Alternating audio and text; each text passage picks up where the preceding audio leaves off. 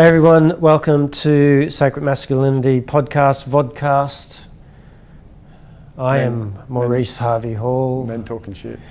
This is Rick Stanley, and we have Ian Magic Johnson at the end. There's only three of us today, so Pikers.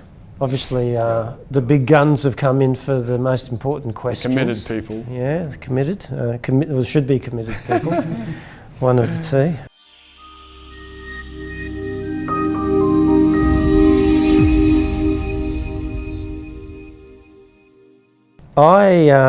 I've been going through a bit of stuff recently, and Because of the world. this was something that came up just recently as well. Actually, it was this morning at 4 o'clock. I woke up As you do. and I knew I needed to speak about something or contemplate something and meditate on something, and ultimately it was I wanted to meditate on my death, and I wanted to see what that was about. Now, just to give you, I guess, some context, I felt into it, and what I was sort of feeling into was the how much attachment do I have to this mind-body complex, and if I could feel into my death, maybe I could feel what that would be, because when we talk about sacred masculinity and non-dualistic philosophy and living, we recognise that we are consciousness having a human experience, and when we also tap into A Course in Miracles, that nothing real can be threatened, nothing unreal exists, therein lies the peace of God, then this mind-body experience could be classed as an illusion, could be classed as not real, and could also be, in a sense, minimised and bypassed. And I feel sometimes that we do that within some of our conversations. And Ian, we've had many conversations, based on Michael Singer, is it? Yep. Singer stuff around and Surrender. and also allowing your junk to hit you, allowing that discomfort and feeling into it. Yep. As well. So then you can recognise and have the experience of actually, in a sense, what we came here for. Rather than avoiding it. Rather than avoiding it and bypassing it, minimising it and dismissing it, that sort of thing. So I thought, what better way than to contemplate your own death, So the scenario then I gave myself was that I had 3 months to live.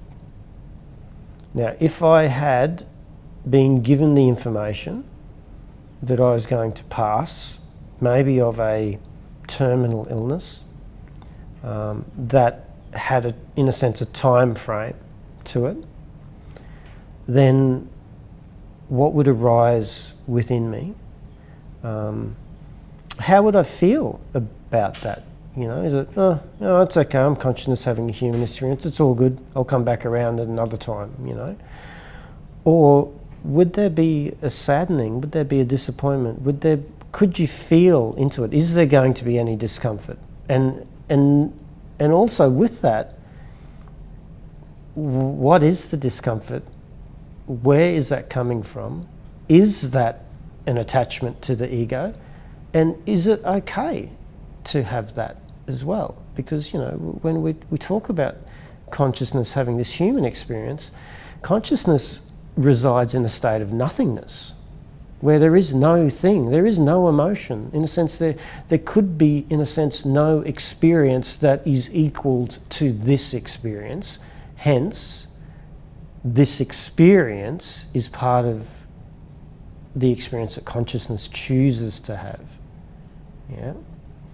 So this was what I was contemplating, and I went into meditation and I felt into it, and particular things arose for me, and I thought, wow, this is interesting. I'd like to get others' perspective, if this context and this scenario was presented to them, how would it impact them? In what way would it impact? Would you live your life differently, or would you live it the same? And what does that look like? You know, just something really simple. Yeah, that was like about 20 questions in one. We go back to the start of that. So you've got 3 months to live. You've been given a terminal illness. So what are we at now? We're at October. I'm going to go January. I'm going to go touched back on the stuff where you said, how do we experience death? So as we always talk about, you know, we've experienced DMT 2 times in our life. Yes. So we don't actually really experience the pain of death. And Hawkins talks about this in that you don't know you're dying because all of a sudden you're dead. You're dead. And you don't feel anything. You're like, oh, okay, I'm dead. So if you're feeling pain, you're not dead. Yeah. So that's what was coming up for me then. 3 months to live. I've kind of almost been in this situation. I don't know. It'd be great to have someone here who's had a near-death experience. But when I was really sick, so, you know, I like to put tense, I thought I was going to die. Like, I was that sick. And it was an interesting place to be. It was really bringing me to that place of, like, this is my mortality. This could be over. And what do I want to do? How do I want to live this life? What do I want to, right in this moment, what do I want? And it was like that to the bottom, right to the bottom, to be able to go, okay, what is this all about? Mm. And through that journey of illness, that's where I found spirituality. I looked at everything else, and that was the last vestige to start healing, if anything, because that's where I hadn't really gone yet. And then in those moments, I asked God for help. Yeah. What do you want from me in this life? Yeah. And that, I guess, was a surrender in that moment.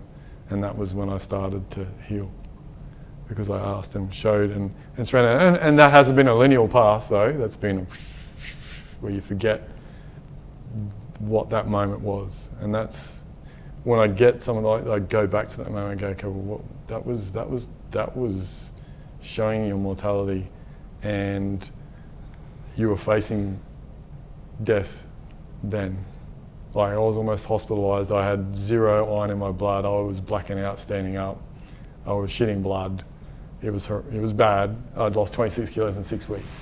And it was like, the doctors are going, yeah. And knowing that illness kills people.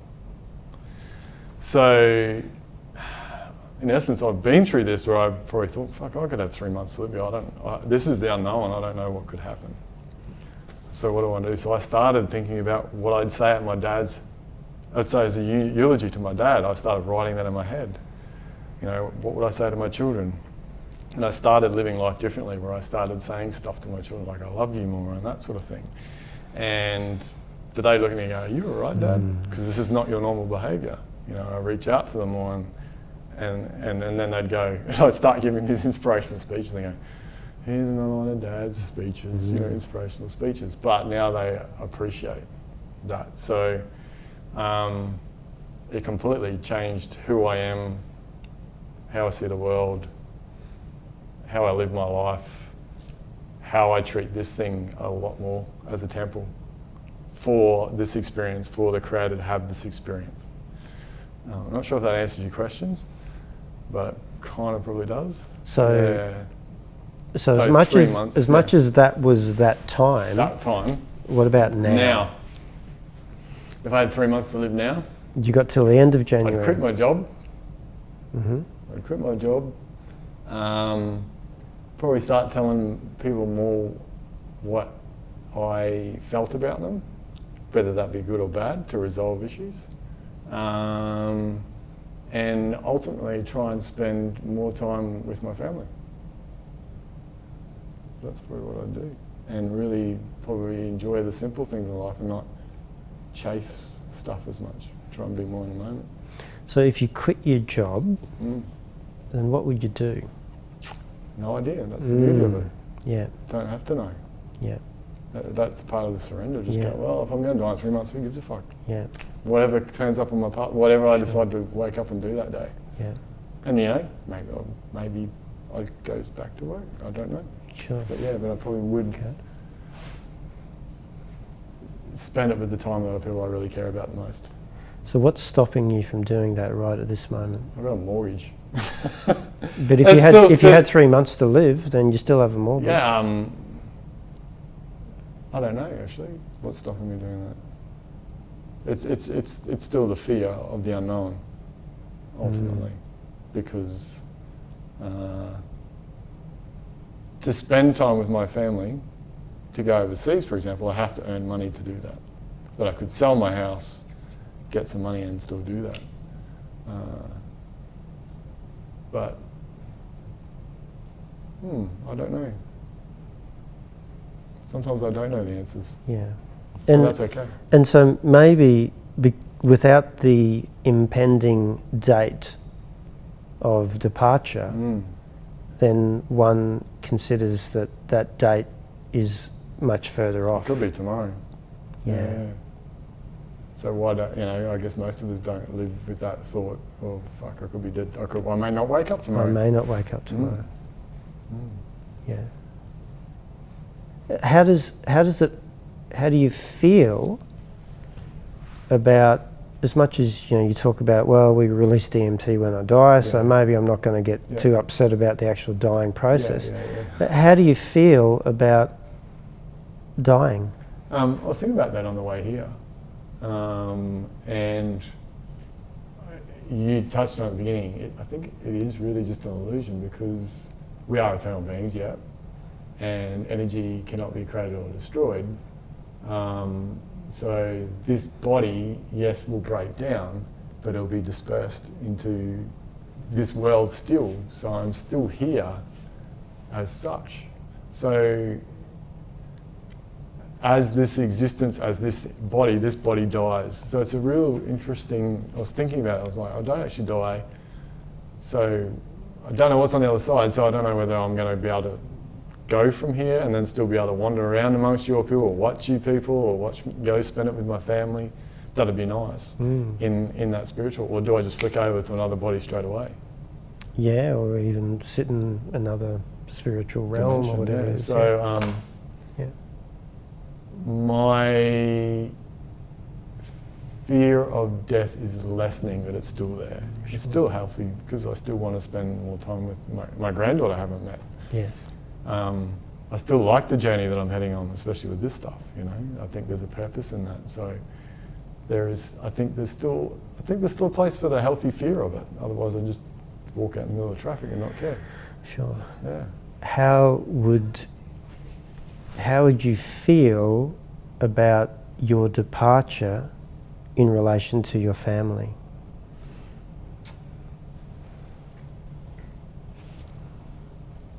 That you want to spend time with. So it's all about attachment, isn't it? Yeah. I would be saddened, because I think I've still got more to do in that family, in my family, that I want to do, that I want to spend time with. How would you feel for your family with your death? My parents and my brother, the older people in my family, if you want to call them that, I think they'd be okay. I wouldn't worry too much about them. It's my children that I still feel I have a role in guiding them.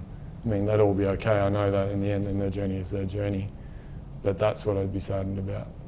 Yeah. That there's not that father figure there for them to look up to. So there is a sadness. Yeah, for sure. There's a sadness in death. But even though I know that I'm connected with them in eternity, and I'll still see them in the next life, or still be around them possibly even when I do pass. Yes.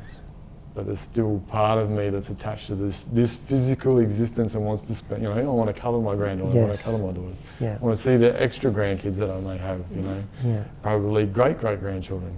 Who knows? Yeah. Who knows? So do you have an attachment to life? For sure. Yes. For sure. Otherwise I'd go, this is all too fucking hard, I'm out of here sometimes, So there's the beauty in being here and in the experience, and who wouldn't want to have it, either whether it's good or bad. Yeah. And so otherwise we'd all just not give a shit. Ultimately it was, well, I don't care, I'll just tell you you're an arsehole and whatever and not care, and who cares? So, Yeah, cool. Thank you. That's right. Rick? Rick's turn. Well, Rick's got a lovely one. So I've actually had a near-death experience. Oh, there you go, we have got someone There you here. go. Yeah. So I blew up a house. Oh, with yeah, me you did in it. too. Right. So, but then I also had a fear that came with it after that. So I understand that experience. I've had several through my life where I almost drove off a bridge, something woke me up. So intuitively, I don't know whether it was my intuition, woke up and went, okay, come back over, pulled over on the side of the road, couldn't go to sleep after that. But I actually fell asleep behind the wheel of the car, waking up between two bridges. Which I don't know whether my higher self, source, whatever you want to call it, God, tapped me on the shoulder, hey, wake up. But I've had 3 months to live, so through the experiences of life that I've had at this particular point in time, I had 3 months to live. Would I change anything? No. Because, except for if I can see my son. But that means I just got to physically get on a plane or drive my car through the borders to go spend some time with him, of course, and my other children, if I can get that opportunity, but I don't know whether that would be possible. Other than that, I still drink my cup of coffee, I still do my gym stuff, because it's what I love. Yes. Yeah. I've got the life I love. I make an active choice in what I do today, and I do the experiences that I love because I've lived life where I didn't love life. You've lived life where you didn't love life, and now you've lived a Now I live the life life I that love. you love. Yes. So you'd continue to live the life that you experience that love. I'm living right now. So would there be a sadness in death? For me, it's a transition. I'm expecting death anyway. It doesn't matter if it's 3 months or 10 years or 20 years, or even you'll throw out the hypothetical. 2 days. Tomorrow. Tomorrow. Yep. Or in 10 minutes, I just go, no, that, it's going to happen. So I'm accepting of that. Is there a sadness though? Well, I won't get to see people. I understand that. The family stuff, I won't be able to see family and stuff like that. But that's okay. Is there a sadness? Well, of course there is. Yes. Because, of course, I love the life I've got. Yes. So is the sadness related to the attachment of this life? The experiences of the journey. Because then it'd be limited. So is it related to the attachment of the experiences of this? Yeah. So what I'm trying to, this is sacred masculinity, we talk about non-dualism. Yeah. I find that we bypass this conversation yeah. so much. And Yeah, even yeah, when yeah. we're given the opportunity to speak about it, we then even bypass it to the point where we go, oh, I'm consciousness having a human experience, this is inevitable, I'm accepting of it, I've got DMT, I'm not even going to feel it. But we go, yeah, but what about the attachment to the life? This is a fucking beautiful space. Can we just say that rather than going, oh, hang on, that would suggest that I'm attached to the ego and that's a really bad thing. You know, like, let's just be fucking real. Let's have a conscious conversation rather than getting caught up in the I'm all Zen and I'm transcending this life. Well, yes, okay, got that. But what about this life? You know, where it took me was to sadness and disappointment and wanting more, you know, and an attachment to this mind body. It doesn't mean that I am less because I wanted more. What it was saying to me is that you came into this experience to have this experience, this journey of experience. And it was rich. It is rich. And it needs to be honoured by not minimising it. But isn't that then honoured by those who are left behind? Potentially it can be, but that's their own honouring. It's not necessarily yours because you're not the one left behind. Right. Yeah, but don't we do that for those that have passed before us? We honour their experience. So those who have, like when we talk about death and we have family who have passed, we then honour them for their existence on this particular point, and we're always honouring them throughout our own history anyway. We can honour them if we bring them to that place within our heart. I think some of this is happening because as a Western society we're so separated from death compared to previous cultures. And so we don't honour death as much, and we don't see the beauty in the life because we don't see the death. Yes. So we're not seeing that dualistic as much for kids. You know, when I was a kid, we didn't go to Granddad's funeral because all kids can't see that. Yes. Like I remember having my children working at the vet hospital with me, and I used to make them. I used to have to empty the dead animal free. I'd make them help me because I wanted them to see that was a living thing, and we should honour it, and this too will happen to you, and so enjoy the experience, good or bad. So I think, and I've been in exactly the same place with you lately, that I was down that path of, let's get all fucking spiritual and we don't have to suffer.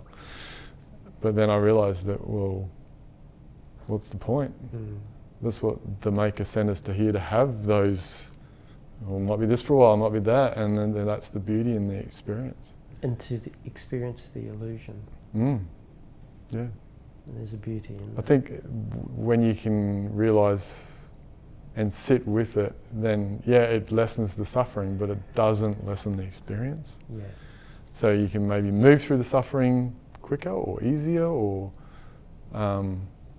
but like you said the other night, without the suffering you don't know the contrast of the beauty. And so that's the dualistic death life. There's the duality, there's the contrast.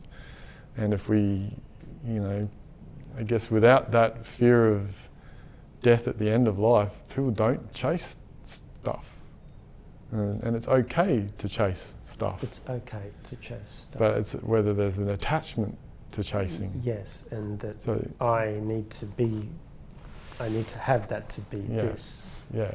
But is there a problem then with some people that are so fearful of death that they chase too much? They try to fit too much in because they don't think, I've got another go at this and another go at this. Yes. So it's about, I think, it's respecting and understanding that's going to happen, and I can have the experiences in this life without putting this undue pressure on myself to get it all done in this life. Because I think people do that. They go, fuck, I've only got one go at this. But the people who don't believe in reincarnation or soul, whatever you want to call it, so there's this massive pressure. I've got to get all my shit done in this lifetime. Which I think was one of your original questions in that thing, wasn't it? Well, I thought somewhere I saw it. But yeah, and so I think that's one of the things that I used to be like that. I've only got one go at this. I've got to get fucking, and just put this pressure on myself. And then I think it relieved some of that pressure. So I was then able to enjoy this experience more without the pressure of, fuck, I've got to do 3 million things because I only get one go at this and I'm not successful if I don't do that. And then realising, that's just a cycle. And so it's still okay to honour that cycle, which allows, I think, to enjoy every experience more. So it's that kind of paradox. Yes. Yeah. Yeah. What cultures actually celebrate death? So I think it's, is it Mexico? The Spanish, that's South American. Tibetans as well. The Vikings do, they talk about Valhalla all the time. Yeah. Christianity does. Yeah, We've got heaven. Who actually, how they Day of the Dead. Day of the Dead. That's Spanish, Mexican. But that's not just their culture. There's just other cultures that just don't call it that. Yeah, and look, when we look at it from a Western culture and the mainstream media and the news, death is feared. It's more of a headline. These many people died today. This person died, and this. No one ever looks at it. It's used as a mechanism. It's a control mechanism. Control mechanism. We're seeing it in the world now. Yes. Yeah. So not once do we hear on mainstream, 35 people transitioned back to consciousness today. What a wonderful opportunity for life to experience itself. It was. How would that sell? I just had a synchronicity then, because that's really interesting you picked that number, because my mate at work with today was talking about Australia's ever biggest industrial accident. I can't remember what it was now.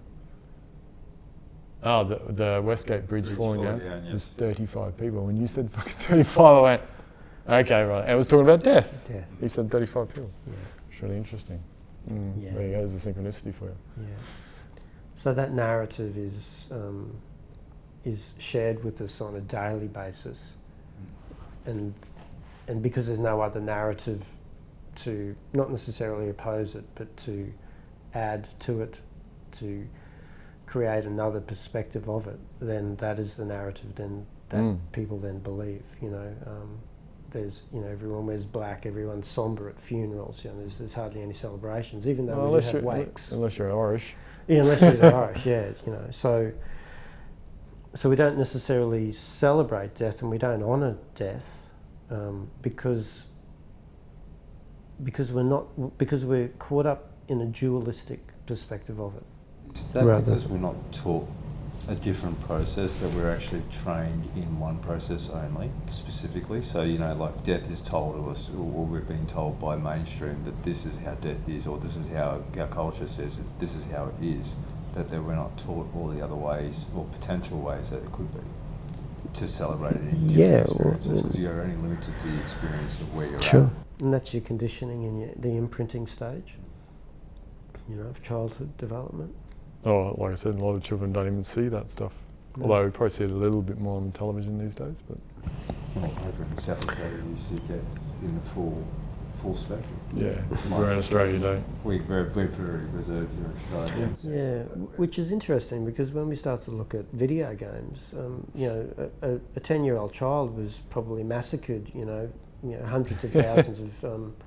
We're aliens desensitized. People and we're desensitized to that process. Yeah, and then through, movies. Like death is a real large part of it, but still it's sold the narrative that if someone's bad, they deserve to die, because it's I was just watching Mr. and Mrs. Smith, 2005, and I thought, my God, how many henchmen got killed in this? And it's just like, oh, there's another one. But we don't want these two main actors to die, because their life is so much more valuable than anyone else's.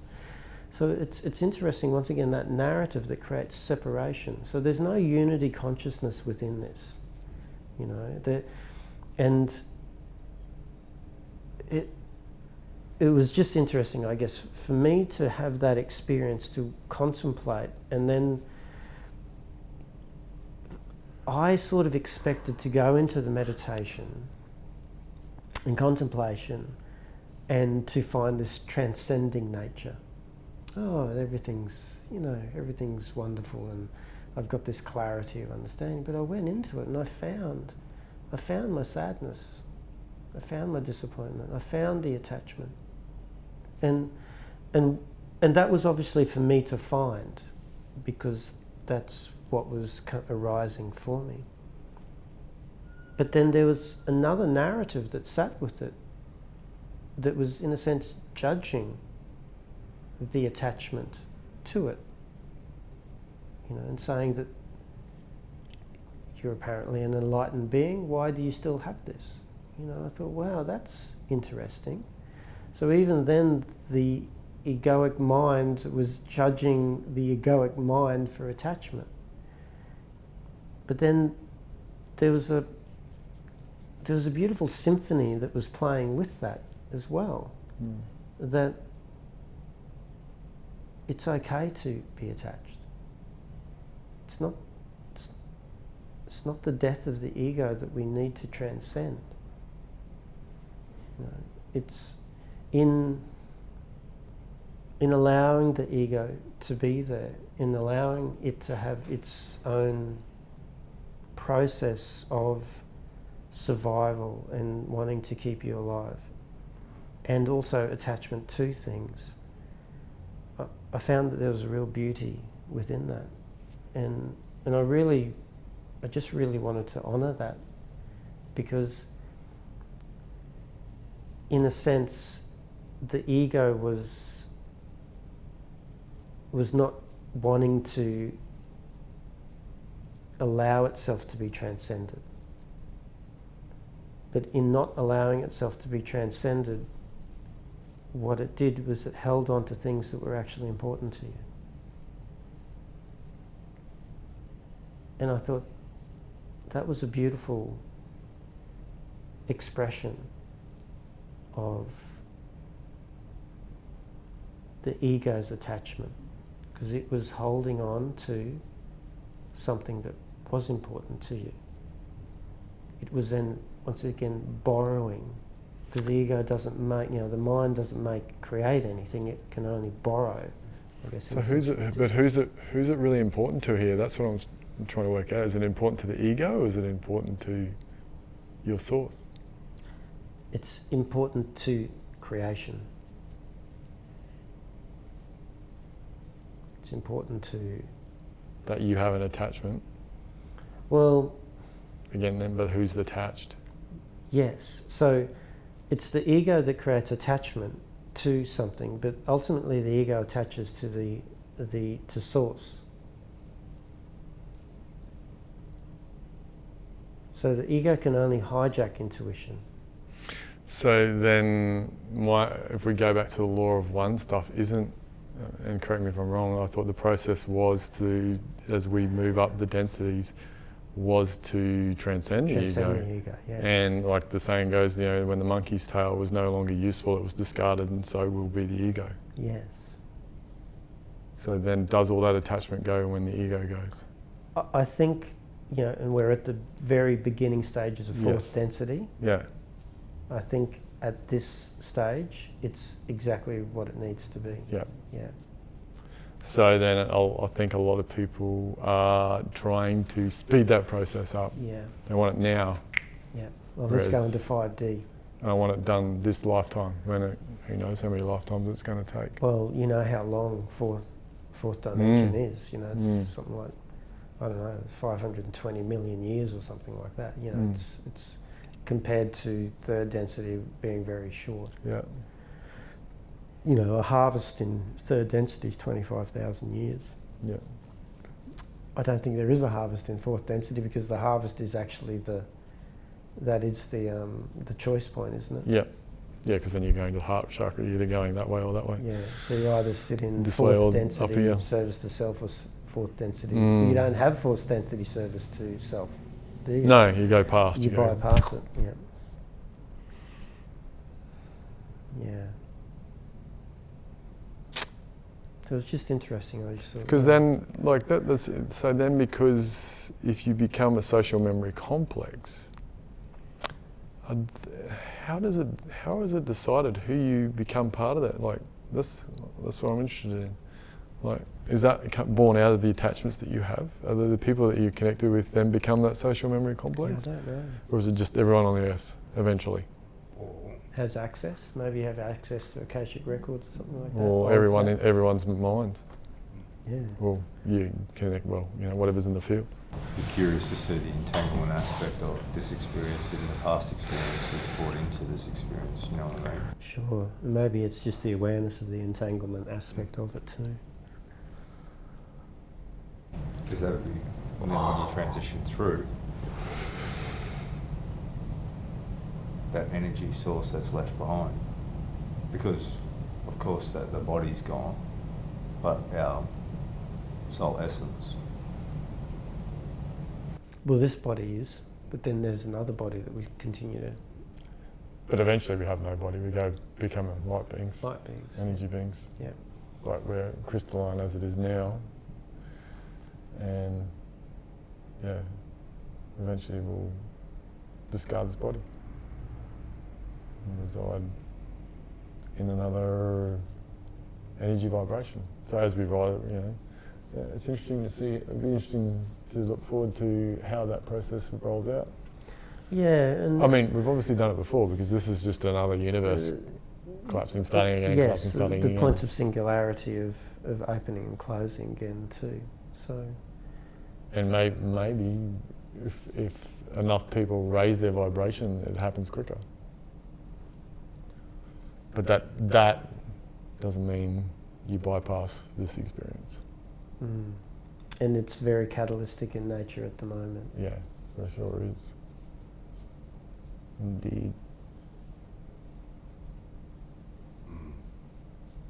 Cool. So you obviously found sadness in loss of your attachments in this process. I think I found sadness in my attachments and also sadness within the loss of attachments. So maybe I found... Because I remember Nathan talking about he went through this recently as well. He thought he was really getting past her, and then he went, oh, but I'll lose all these people. When we went into meditation, he thought, oh, maybe I won't come back. I'm cool here. And then he went, oh, but I've got all these attachments, these people, I don't want to leave them. And it made him sad, and so brought him back. And brought him back, yeah. So do you eventually get to the point where you really have comfort in realising that these people never leave you regardless of whether you leave this physical body and go to another one? Yeah, I like think... who's to say? I mean, we've probably done this before. Yeah. We've, because, the quantum theory, once the particles are connected, you continue to stay together, come back together. So then anyone you've touched, you come back to again and do the same story again until you sort it out. And look at the ultimate the ultimate quantum entanglement is that we all come from source. Yeah. So we're connected with everything. I guess you can then start to filter that out to soul families, past life experiences with others. I guess if we all come from one point of singularity, we're all connected to start with anyway, and then we just expand out and then contract back. Yeah. And I think that's the ultimate understanding of it. And see how we can quickly just go to that point and in a sense lose this reality. Yes and no, because I was still saying though, it's still realising the value in this experience. Yes. Otherwise you just go point to point and go, hey, whatever.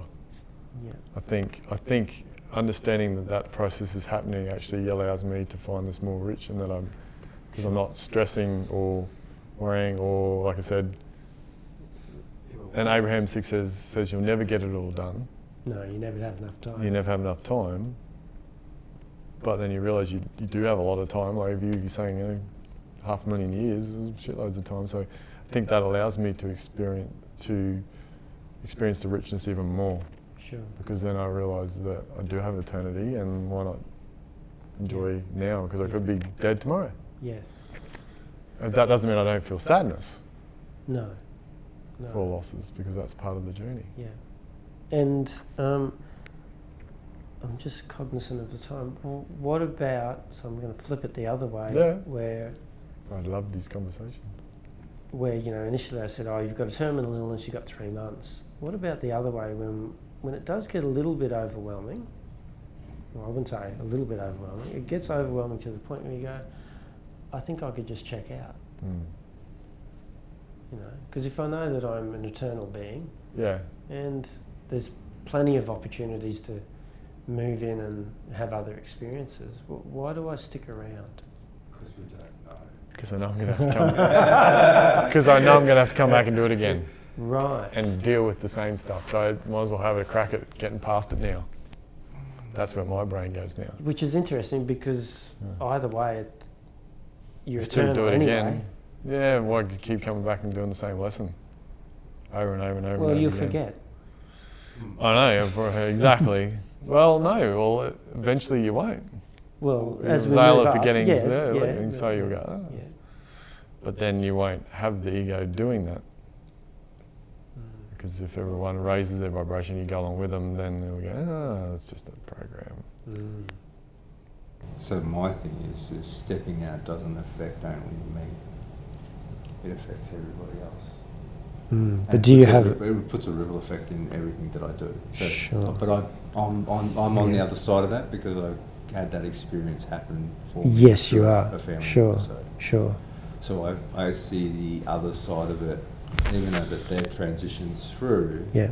it then ripples into the experience of my family's experience and my next generation and next generation. And does that then potentially raise the potential for that situation to be able to roll through in the next generation taking that same role, or the generation after taking that same sort of mindset? Of course. Well, you know what, hey, if this life's become to that point, you know what, I can actually just and I'll come back again. But I sit back and go, why would you want to step out of it at the moment? It's what a great experience. Sure.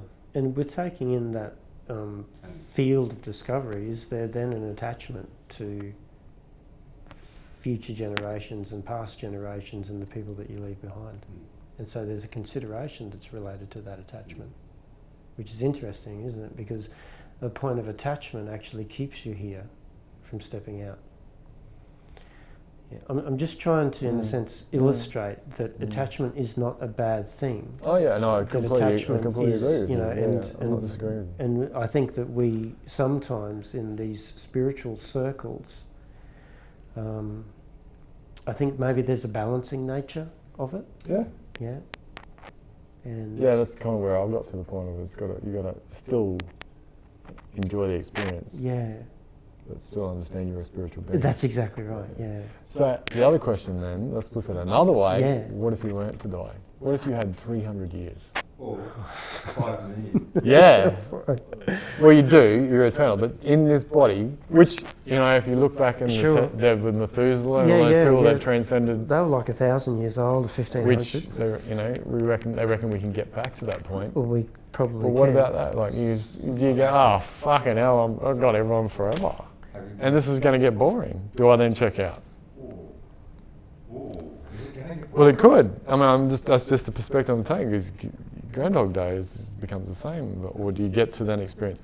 Well, for this 100 years I'm going to be this, and then this 100 years I'll be this, or. Cabin maker and then go from there. But is it easier then to die and come back and do it with a forgetting, because then it's a whole new experience? Yeah, I know. It's But what if you did live for 1,000 years? But you're still living for 1,000 years, just not in this body. Still great. But you know what I mean? It'd be great. But no, I'm asking, would you feel the sadness then? Because it's interesting. You look at people who do live longer, and all their friends start dying, and then they have this real sense of loss. There'd be a sadness to that. But if we all were living for 1,000 years, I guess it's relative then, isn't it? and I'm talking about for you now. Well, if I said to you, magic wand, Maurice, you get to be here for another 1,000 years. Completely the opposite. I'm going to die in, let's say you've got 40 years. Oh, so what if you said 80? Just to throw it. No, the average age is 87 from my end, so I'm going probably 35 or something. So yeah, what about that? Do you think about that? Oh, I've thought about that. And I've said to my kids, they go, right, I'm going to live to 120. They're like, fuck, what do you want to live that for, Dad? Because I want to see all my great-grandchildren. Yeah. Why not? But for me, it's about quality. If I haven't got quality of life, then fuck it. Yeah, let's. I've even said to my kids, if I'm that bad, I'm just going to go lie myself like a dog in the paddock and let it go. Why be here? But what if you could live with a quality of life? I think people have more fear of living with living long without quality than the quantity. Yeah, and maybe a lot of that is from what we've seen with people, most people get to 80, 90, 100. And Abraham Hicks talks about this. If you hadn't seen that and you didn't have that impression, you think, oh, I can live longer and be quality. So that's a program from our... Yeah. What if you live to 120 and you're physically capable of what you're doing right today, right there? And this is the part where it goes, who said it would be different as we get older? Who gave us that narrative? We've only got for what we've seen. That's what Maurice was just saying. Yeah, yeah. So what if you could be around with the wisdom you have for your great-great-grandchildren? What service, and if you looked at that? Because by then, you would have a lot of wisdom, a lot more. I'm not saying you don't have a lot now, but you might have a lot more wisdom by then. And the services you could provide. Now I'm 50, so even if I live for another 50 years... and could still be cognizant and talk of course, and get around. Yeah. Well, if I had that time, Because if we looked at it, there's not death, but I'm just going to keep living. How would you live your life in this moment? So I'm flipping it. Because that's how I started looking at it. Not looking at it as an end point. There's like, I'm going to live forever, as long as I want to. How would I live my life? And that's a really interesting question, because I feel very different. Yeah, it shifts it. Because in that moment, I created a future timeline. Whereas the other future timeline, so what it's done is opened up the field of possibility that transcends what's actually happening at the moment. And with that transcendence of the current moment, which feels like it's a 3-month sentence, is what I put to it. A 300-year sentence. I now have a 300-year opportunity. Then I would probably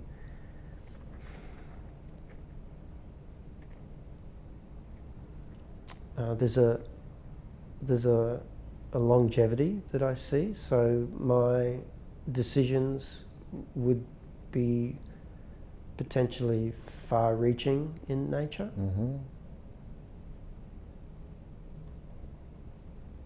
You'd be able to reach more people with your knowledge. I would be able to reach more people with my knowledge. I would. You'd set an example for people to show them how long you can live.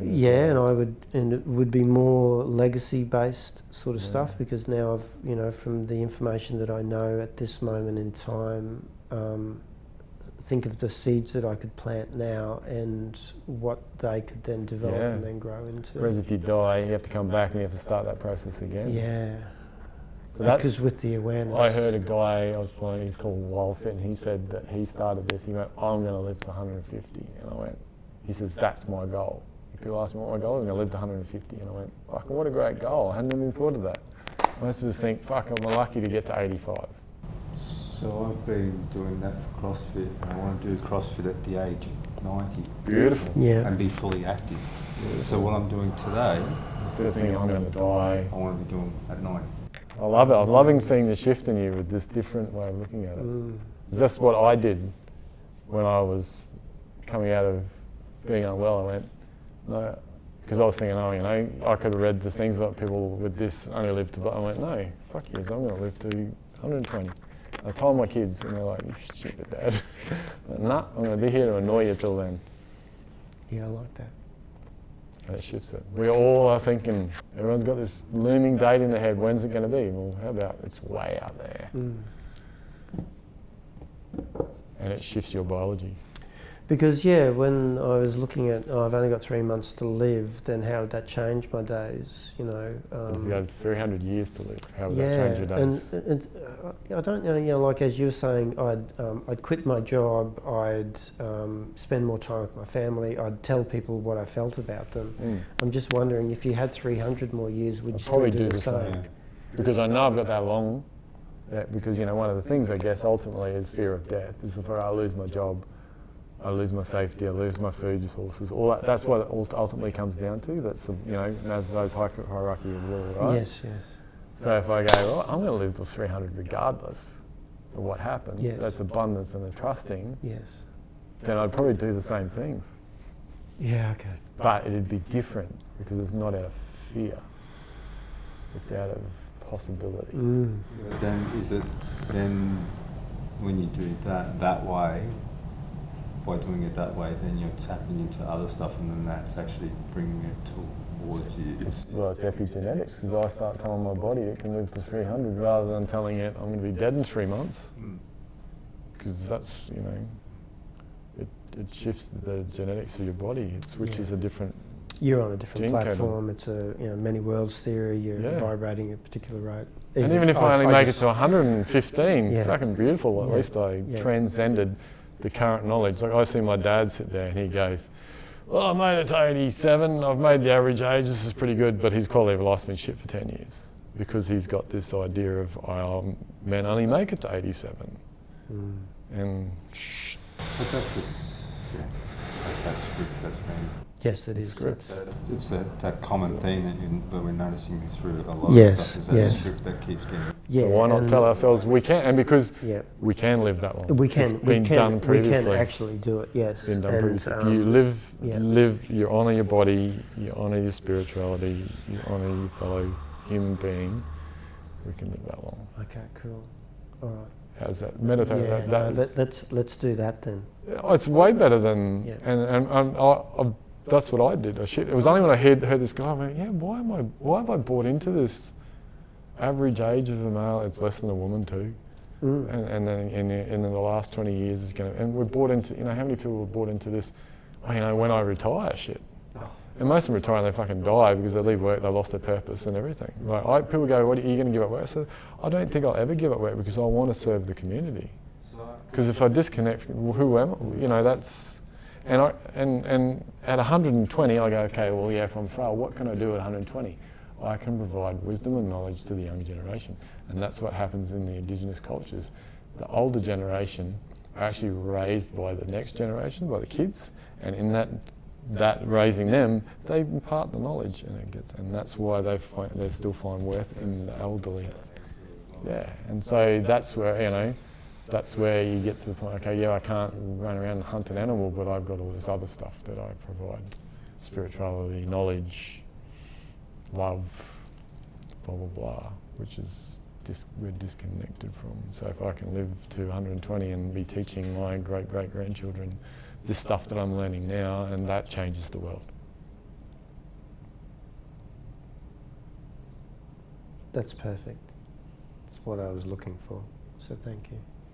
It took me a while to get there. I was thinking, you had me think. I love it when you challenge me because they go, you make me think a level deeper than I normally do. Like you did it Wednesday night. I was like, oh fuck yeah, okay, this is cool. Where's this going? And it reminds me of the lessons that I've been given to then pass to you or someone else. So let's shift it. Let's go. Fuck, I want to live to 300. Why not? Yeah. If I can live a quality of life till whatever, then yeah. But if I'm getting to 150 and I'm flat out getting off the bed, then yeah, see you later. Yeah. So we can become the bearers of wisdom.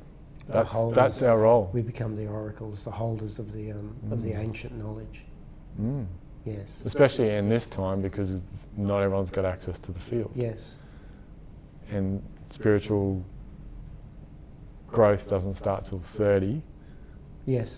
As we have been taught by Law of One. So imagine you get to 150, how much you've collected or connected or downloaded. Yes. And then by that, then you're speeding up the younger generation's process because you're still here in the field. Yes. You're sharing. Yeah. Is it in the early 30s or late 30s? Is it just... Oh, I remember it was 30s, but that's why they went into Egypt because everyone was dying before they're 30 and no one was getting spiritual. And personally, that's when it started for me. I know 30 was when the real catalyst started happening. I started going psychologically between 28 to about especially 35. Men. So mine didn't kick until 38. Yeah. Yeah. Especially men, because we mature later. Well, prefrontal cortex is fully formed until. Yeah, right. Yeah. And again, if I can set the example to my children, if you look after yourself and you can live older, then they'll believe it too. It's the 3-minute mile, 4-minute mile. 4-minute mile. Well, now it's a 3-minute, isn't it? 3 minutes. What is it? A 2-hour, sub 2 hour? Sub 2 hour marathon. So if you start going, hey, well, I can live to 120 and still be pretty good. Yes. Why not? And is that why the Okinawans all live long? Because they see examples set of that. Of course. That is their normal. So I start telling people, well, how you get, what do you want to do? I say to my daughters, 120, at least. Yeah. And they laugh at me. And I go, well, what do you want to be that up for? They're like, why not? Why the fuck not? Yeah. I'd love to clean and jerk a bar at doing CrossFit, at Olympic lifting. Set that as a goal. 100 years of age, 80 kgs. Why can't I do 80 kilos? Why? We are limitless beings. Why set limits? Joe Dispenza's got a meditation on becoming limitless. I did see that. Unlimited. That's Sunday. Unlimited. Cool. But we have been, the whole thing with COVID is telling us we're unlimited. We're not limited.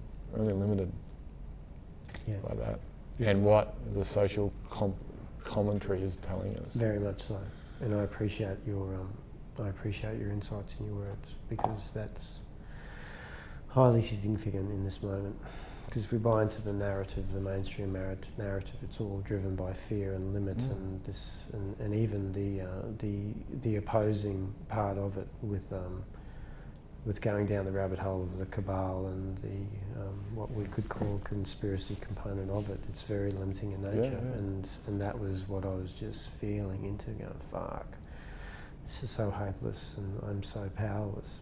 But there was a beauty in it. It was the rawness in it, and it's allowed me to bring this conversation and to then see the other side of it, which I then am able to touch. And in the touching of it, that narrative is so much more expanding and just has opened up. Again, up until last night, I could not see past 3 months. And now you're seeing 300. And now I'm seeing 300. Awesome. You know, so that's... could be more, but whatever, well, pick a number. And it could be more. So and there's nothing wrong with revising your goal. You get to 150 and go, fuck, I can make 450. Right. Yeah. And see, and now in my field of awareness, my field of consciousness, it transcends this this speed bump in the road, and moves into a space where, and it feels right. There's an alignment with the frequency of what I've been looking for and what I've been searching for as well too. It's sort of just going, you know what, this cloudy bit over here, you can't see past that. So how about we just put it over here, because there's another, 100 and, there's another 300 years. Imagine how many of these you could set up in 300 years. Yeah. That's just what came to mind then. Yeah. Because in my mind, in the Buddhists, they do it really, really well. The Chinrezig Institute down in the Sunshine Coast, theirs was a 1,000-year plan. So they purchased the property. We all have these 5-year plans. Fuck, 5 years, go 500. Yeah. What do we learn? Like I said to someone the other day, you've seen the atomic bomb, which is the splitting of one cell. You have those many cells. How many of those in your body? How much energy do you have? Yet we think we're limitless. As Abraham says, we have the power that created universes within us. Right. And so the people out there are fearing COVID, don't realise how powerful they are against that if they get in alignment. Yes, and one in alignment is equal to therefore 10,000 not. And Joe Spencer, our immune system is the most powerful defensive system in the world. Ultimately, if you're in alignment with yourself, you don't need a vaccine. And I'm saying that aloud, even though I've had the vaccine, but my purpose for the vaccine is different. Yes. So, I went in and got my vaccine with the purpose of I'm not going to have any side effects. Got a headache, could have been fucking anything, gave me a headache the next day. Yeah. But yeah, so are people going into getting and we're going off on COVID tension again, I know, but are they going into the vaccine with the fear of I'm going to get side effects and then they get them? Yes. Yes. I've bit of column A, bit of column B. I'm looking at both sides. But give yourself 300 years, whatever. Just why be limited? Sure. And then how much can you do? I can have fucking millions of goals in that time. Yes. Millions of lifetimes in that time too. What's stopping? Because I look at the experience of the 40 odd years I've been on the planet, and I've had multiple lifetimes you have. in one lifetime. Yes, of course. Yeah, exactly. And you're jumping timelines as well. So it's cool. About getting into alignment with that. And then what happens with that is then you get drawn to the things that are going to keep that going. So for example, let's go, like I'm doing the carnivore diet, and when my mindset was originally, and I'm not saying this for everybody, was that, you can't survive on that, you'll die, right? Blah, blah, blah. My bloods are the best they've ever been. Now, is it because I got in alignment with that? Don't know, but whatever. But then I saw all these examples of other people doing it, and doctors doing it, and they're all going, oh, we don't need the vaccine because this boosts our immune system. Now because I'm in alignment with that, it's working for me. Well, I'm weird. I've gone the other way. No, you're not a weirdo. Oh, well, People think I'm a weirdo. I'm unique. I'm original here. But I've gone on to the other side of it where I went there and it didn't work for me. And somebody said to me, you've got to eat meat and you've got to do these things, and the construct was, oh, you've got to do these sort of things. And I'm like, hang on a minute. And my ego come in and went, I'm going to jump on this and see what we can do with this. And I'm like, okay, well, we're going to give it a go. I'm going to eat vegetables and become a herbivore, pretty much. I still eat dairy and stuff like that, but I don't eat meat. And I went, oh wow, it's a processing plant. Whatever I put in there, it looks after it, it divides up whatever it needs. It will tell me when I need more of a particular food group, and then I know. Yeah, and that's what it is, about getting along with what you're doing and whatever you're guided to. That's why I don't get into the conversation. People go, why do you do that? And I'll tell them, and that's it. I don't say, you should do this, because you've got to work it out for yourself. Well, I'm Tim Tams and CC. So if it's a double letter, TT or CC, then it fits into my diet. Well, you've got corn there.